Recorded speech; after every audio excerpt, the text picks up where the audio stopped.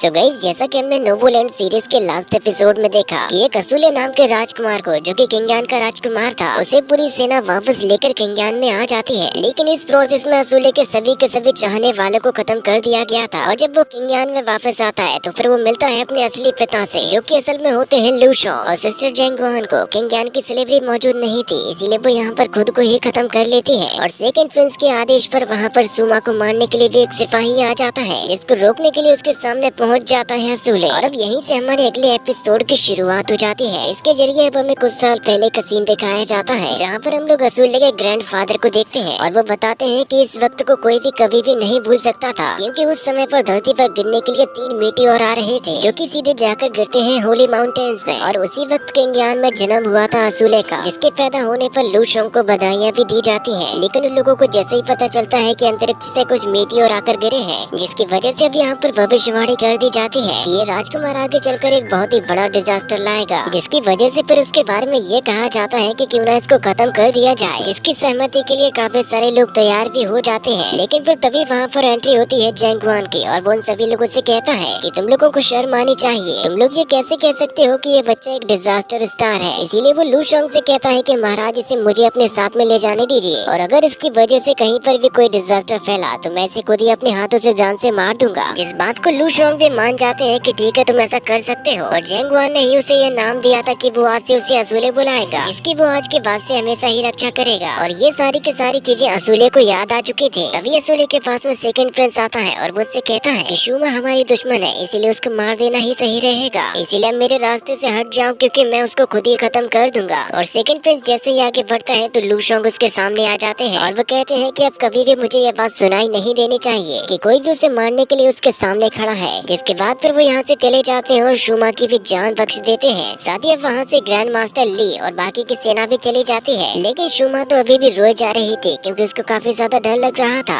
इसीलिए फिर असूले तुरंत इसके पास में पहुँच जाता है और उससे कहता है कि तुम चिंता मत करो, क्योंकि मैं हमेशा ही तुम्हें प्रोटेक्ट करूंगा। इसके बाद अब असूले को वहाँ पर किंग के सामने बुलाया जाता है, क्योंकि अब वो उसे यहाँ की काफी सारी चीजें बताना चाहते थे। लू शॉन्ग असूले से कहते हैं कि अब तुम यहाँ पर मेरे सामने आओ। और सेनापति ने जो जैंगवान का सर काट के अलग कर दिया था, उसे भी अब किंग के सामने पेश किया जाता है, जिसको देखकर लू शॉन्ग को काफी ज्यादा खुशी मिलती है, क्योंकि एक गद्दार का सर काट दिया गया था। लेकिन ये चीज असूले के लिए काफी ज्यादा डिस्टर्बिंग थी। लू शॉन्ग उससे कहता है कि जैंगवान कलिंग लोगों के साथ में मिल चुका था, इसीलिए वो एक गद्दार हो चुका था, जिसकी वजह से उसे मार दिया गया। तो असूले कहता है कि उन्होंने मुझे अपने हाथों से पाल पोस कर बड़ा किया है, तो फिर भी आपने उन्हें क्यों मार दिया? यहाँ तक कि मेरी माँ और सिस्टर भी जान से मारी जा चुकी है, और फिर भी आपको लगता है कि मैं आपको एक अच्छा इंसान समझूंगा। उन्होंने कभी मेरे सामने एक मांस का टुकड़ा तक नहीं खाया, तो फिर वो लोग गद्दार कैसे हो सकते हैं? तो लू शॉन्ग कहता है कि एक अच्छा इंसान और एक गद्दार दोनों ही अलग अलग चीजें होती हैं, और तुम इतना याद रखो कि तुम किंगयान के प्रिंस हो, यानी कि होने वाले महाराज हो। इसीलिए अब तुम्हें कुछ भी करके हमारे यहाँ के रूल्स को भी समझना पड़ेगा। तो असूले कहता है कि मुझे कुछ भी नहीं समझना, मैं केवल इतना चाहता हूँ कि जितने भी लोगों से उनका घर छीना गया है उनको सब कुछ वापस कर दिया जाए। तो लू शॉन्ग उससे कहता है कि अब तुम बेवकूफों की तरह बातें मत करो, क्योंकि अब जो मैंने तुमसे कहा है तुम्हें वही करना पड़ेगा। और अगर कभी भी तुमने यहाँ से भागने की या फिर नियमों को तोड़ने की कोशिश की तो तुम्हें इसकी सजा भी दी जाएगी। और तुम नहीं जानते कि तुम्हारी वजह से कितना बड़ा मौत का युद्ध भी छिड़ सकता है। तो असूले चिल्लाते हुए कहता है कि आपको केवल अपने नियमों की पड़ी रहती है। तो लू शॉन्ग असूले से कहता है कि मैं नहीं चाहता मैं तुम्हें अपना असली रूप दिखाऊं, इसीलिए तुम उस चीज की कोशिश भी मत करना, क्योंकि अब वैसे भी बाकी के कबीले हमारी सेना को ज्वाइन करने के लिए राजी हो चुके हैं। और इस बात को भी मत भूलो कि मैं भी अपने लोगों को बचाना चाहता हूँ, इसीलिए अब तुम कोई भी बिना सवाल किए मेरी बातों को मानोगे। तो असूले कहता है कि जिन्हें आपने बंदी बनाया है वो लोग भी तो जीने का हक रखते हैं, इसीलिए उन्हें भी तो अपनी जगह पे रहने दिया जाए। तो लू शॉन्ग उससे कहते हैं कि ये तुम्हारा पुनर्जन्म है। तो असूले कहता है कि ठीक है, अगर आप ऐसा ही चाहते हो तो मैं हमेशा ही अपने जैनियान लोगों को बचाऊंगा। जिसके बाद फिर किंग लू शॉन्ग असूले को एक खंजर देता है और उससे कहता है कि ये मुझे जैंगवान ने दी थी, लेकिन अब तुम इसका इस्तेमाल उसकी बेटी शूमा को बचाने के लिए करोगे, क्योंकि तुम तो जानते ही हो कि वो कितनी ज्यादा कमजोर है। और अब यहाँ पर तुम्हारे रोते रहने से कुछ भी नहीं होने वाला, तुम्हें लड़ना सीखना होगा ताकि तुम डटकर मुकाबला करना सीख सको। असूले लू शॉन्ग से कहता है कि मैं जानता हूँ अगर नियमों के लिए मुझे मार भी दिया गया तो आप कुछ भी नहीं करोगे, क्योंकि आपके लिए तो आपके नियम मायने रखते हैं। लू शॉन्ग उससे कहते हैं कि तुम हमारे पशूर फैमिली के वंशज हो, जिनके लिए रणभूमि में शहीद हो जाना एक गर्व की बात होती है। लेकिन फिर असूले उस वॉर्ड को बिना लिए ही यहाँ से जाने लग जाता है। इसके बाद अब हमें ग्रैंड मास्टर ली को दिखाया जाता है, जो कि कुछ ऐसे लोगों की तरफ जा रहे थे जो कि असूले के बारे में बात कर रहे होते हैं, क्योंकि असूले के पैदा होते ही उसकी माँ भी मारी गई थी। और इसी के साथ में ये पार्ट यहीं पर खत्म हो जाता है। इसका नेक्स्ट पार्ट बहुत ही जल्द आया जाएगा, तो जल्दी जल्दी से चैनल को सब्सक्राइब कर दीजिए।